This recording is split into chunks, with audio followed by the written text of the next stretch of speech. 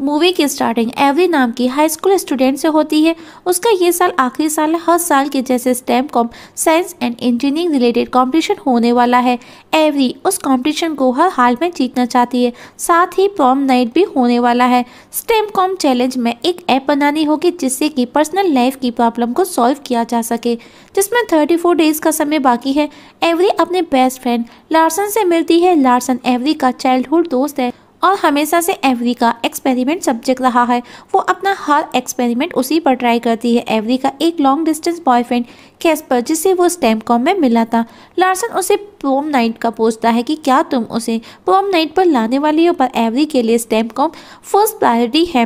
रात को every stem com app के बारे में सोचती है, पर उसे अपनी कोई पर्सनल प्रॉब्लम के बारे में ही नहीं पता होता। तभी उसको उसके बॉयफ्रेंड कैस्पर का वीडियो कॉल आता है और वो भी प्रॉम नाइट को लेकर के बातें करता है, क्योंकि वो उसके साथ में फिजिकली होना चाहता है, क्योंकि वो काफ़ी समय से एक दूसरे को डेट कर रही है। पर एवरी को उसमें बिल्कुल भी इंटरेस्ट नहीं था और वो पैनिक होकर के बातों बातों में लैपटॉप को बंद कर देती। और अब उसे समझ आ चुका था कि सेक्सुअल स्टफ ही ऐसा स्टफ है कि वो उसका पर्सनल प्रॉब्लम है और अब वो उसी पर ऐप बनाएगी। ये उन लोगों के लिए काम आएगा जो लव मेकिंग या फिर फिजिकल रिलेशनशिप रहते हैं। अब एवरी को उस ऐप को क्रिएट करने के लिए डेटा की ज़रूरत थी, जिससे कि वो ऐप का एल्गोरिदम बना सके। इसके लिए एवरी अपनी तीनों लेडी सूज, डेब, किम की हेल्प लेने का डिसाइड करती है, जिन्हें वो अपनी मदर कह करके बुलाती थी। पढ़ाई की वजह से एवरी अपने सोशल लाइफ से कोसों दूर थी। इस पर उसकी मदर हमेशा उसे सोशल होने के लिए सलाह दिया करती थी, लेकिन उसकी तीनों मदर को भी इसका कोई एक्सपीरियंस नहीं। अब एवरी ऐप बनाने के लिए डेटा की तलाश में नेट पर सर्च करती है, अलग अलग लोगों से मिलकर के बात करती है, बुक्स पढ़ती है, पर उसे कुछ भी काम का स्टफ नहीं मिलता जिसके बेस पर वो अपना ऐप तैयार कर सके। नेक्स्ट डे ऐप उसे उसके फ्रेंड से इस टॉपिक पर बात कर उनका एक्सपीरियंस शेयर करने का बोलती है।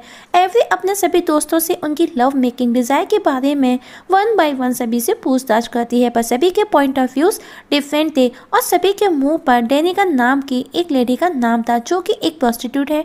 एवरी डेनिका से मिलने पहुंचती है। डेनिका को हर तरह के बंदे का एक्सपीरियंस था। वो उसे सेक्स से रिलेटेड हर बात बताती है, अपने सेक्स रिलेटेड सारी इंफॉर्मेशन शेयर करती है। साथ ही वो ये भी कहती है कि इसे अच्छे से एक्सपीरियंस करने के लिए, एक्सप्लेन करने के लिए तो मैं खुद भी किसी के साथ में इंटीमेट होना चाहिए। पहले एवरी खुद अकेले एक्सपेरिमेंट करने लगती है, जो कि इम्पॉसिबल था। वो डोनिका से बात करना चाहती है उसी समय, पर वो किसी को ब्लोजअप देने में बिजी थी। अब उसे लार्सन की याद आती है, जो बचपन से आज तक वो उसके हर एक्सपेरिमेंट में प्रेजेंट रहा। और नेक्स्ट डे ही वो उसकी म्यूजिक क्लास में सभी के सामने बोलती है, हर रोज स्कूल के बाद में मेरे घर पर आकर के हुकअप करो। लार्सन उसे कॉर्नर में ले जाकर के बोलता है कि उसे पता भी है कि वो क्या बोल रही है। अब एवरी उसे सब बता देती है कि वो ऐप के लिए एक्सपेरिमेंट करना चाहती है, जिसके लिए उसे उसके साथ में सेक्स करना होगा। पर लार्सन उसे समझाता है, लेकिन एवरी का कहना है कि वो सिर्फ as a experiment physical relationship रखेंगे। लार्सन बोलता है, मैं तुम्हें तुम्हारे ब्रेन के लिए रेस्पेक्ट करता हूँ, जिस पर एवरी अपना टॉप अप कर उसे अपनी बहस दिखाती है। एवरी के इंसिस्ट करने पर लार्सन रेडी हो जाता है, क्योंकि वो पहले भी कई बार उसे अप्रोच करने की कोशिश कर चुका था। और अब 3 बजे दोनों लार्सन के घर पर मिलती हैं। लार्सन उसे वापस पूछता है कि क्या वो ये सच में करना चाहती है। एवरी अपने ऐप के लिए रेडी थी और उसे स्टेप बाय स्टेप आगे बढ़ने का बोलती है। फर्स्ट स्टेप किसिंग, दोनों एक दूसरे को किस करते हैं, पर एवरी को कोई फीलिंग नहीं थी, तो वो मूड बनाने के लिए लार्सन म्यूजिक प्ले करता है, क्योंकि वो एवरी को बचपन से पसंद करता था। इसके बाद में लार्सन एवरी के जैसे ही क्लोज होता है तो वो अपनी लिमिटेशन भूल जाता है और वो उसके और क्लोज जाने लगता है। तभी एवरी उसे रोक देती है और होमवर्क का बहाना बना करके वहाँ से चली जाती है। और आज उसे कुछ डिफरेंट फीलिंग आ रही थी। वो खुश थी और अपनी ऐप पर अपने खुद के एक्सपीरियंस से ही काम करना शुरू कर देती है। नेक्स्ट डे वो वापस लोगों से पूछती है कि उनको खुशी किस चीज़ में मिलती है। सभी का एक ही जवाब था, ब्लो जॉब। अब एवरी को हर जगह वही नजर आता है। इवन डेब भी टीवी पर वही देख रही थी। डेब भी उसे किसी के साथ में एक्सपीरियंस लेने की सलाह देती है। एवरी लार्सन के पास पहुंचती है और उसे प्लेजेंट देने लगती है। लार्सन की खुशी का ठिकाना नहीं था। लार्सन भी उसे वही खुशी देना चाहता था जो वो खुद फील कर रहा था, पर एवरी वहां से बहाना बना करके चली जाती है। उस कंपटीशन को 16 दिन बाकी थे और एवरी के डेटा भी अभी कंप्लीट नहीं हुआ तो था जो वो मिस कर रही थी, जिसके लिए उसे किसी एक्सपर्ट की साथ में कंसल्ट करना होगा। और वो डेनिका के पास पहुंचती है। डेनिका को पता चलता है कि उसने कभी भी खुद को प्लेजेंट नहीं दिया। वो बोलती है, क्या तुमने डिल्डो के बारे में कभी सुना है जिसके साथ में वो बचपन से खेला करती थी? वो उसे अपना टॉय समझती थी क्योंकि वो बच्ची थी जो कि स्क्रीन पर नजर आ रहा होगा। डेनिका उसे खुद को प्लेजेंट देने की सलाह देती है। घर पर जाकर के एवरी वो सब करती है जो डेनिका ने उसे बोला था।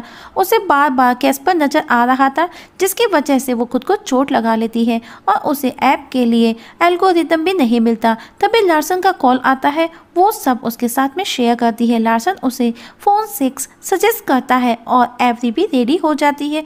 दोनों का ये आइडिया काफ़ी हद तक वर्क करता है, पर कैस्पर एवरी को डिस्ट्रैक्ट कर देता है। स्टेमकॉम को 1 वीक बचा है। नेक्स्ट डे वापस से एवरी अपने क्लासमेट से पूछती है तो सब उसे अपने अपने पॉइंट ऑफ व्यू बताने लगते हैं। साथ ही वहाँ पर मैथ की क्लास भी चल रही थी।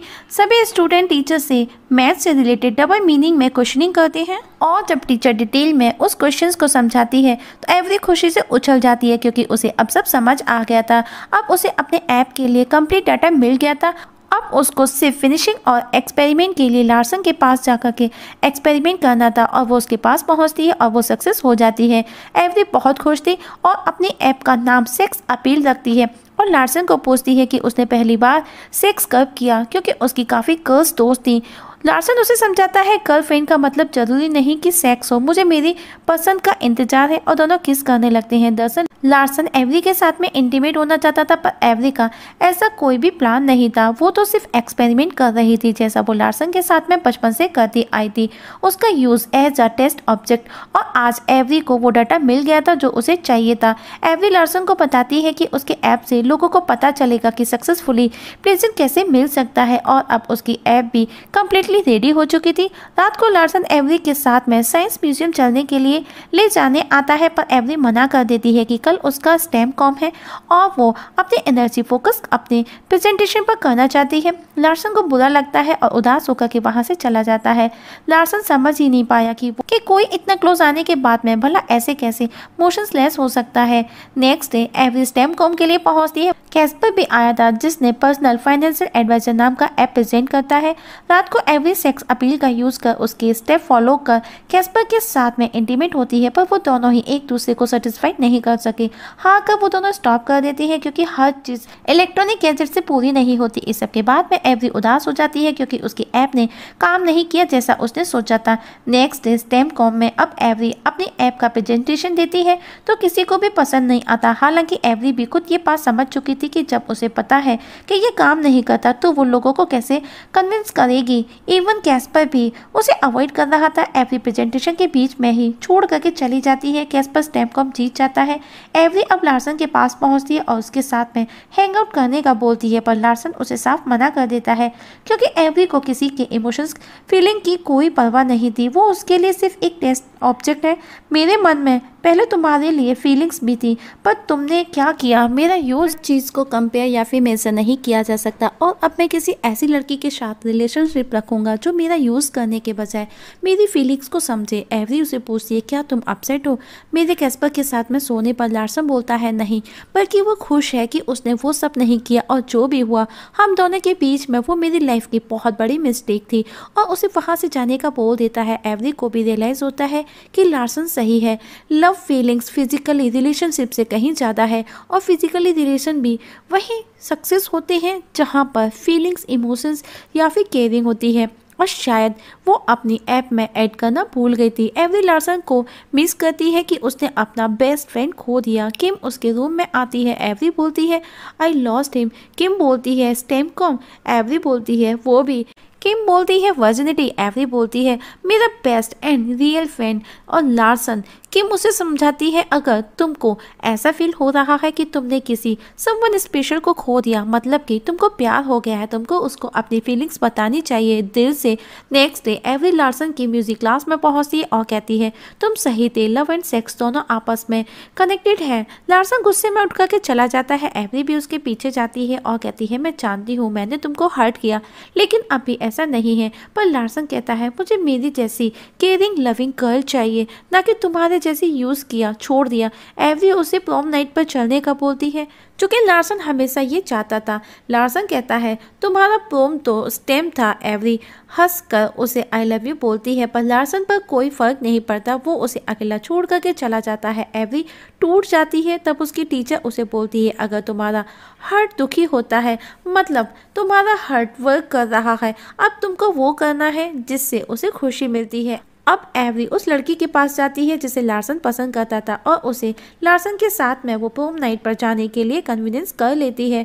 प्रोम नाइट में दिखाया जाता है एवरी देख रही होती है लार्सन और लाइसा को, दोनों को एक साथ में डांस करते हुए, और लार्सन को खुश देख वो खुश होती है। वहाँ पार्टी में हर कोई अपने अपने पार्टनर के साथ में बिजी था, खुश था एवरी को छोड़ करके। पर एवरी ने आज एक सबक सीख लिया था, अगर आप किसी को खुशी देते हैं तो आपको भी खुशी ही मिलेगी। और लार्सन भी उसे स्माइल पास करता है और इस सके हमारी आज की एक्सप्लेनेशंस खत्म हो जाती है। तो दोस्तों मूवी कैसी लगी कमेंट सेक्शन में कमेंट करके जरूर बताइएगा। पसंद आए तो लाइक और शेयर भी कर दीजिएगा। वीडियो देखने के लिए थैंक यू सो मच।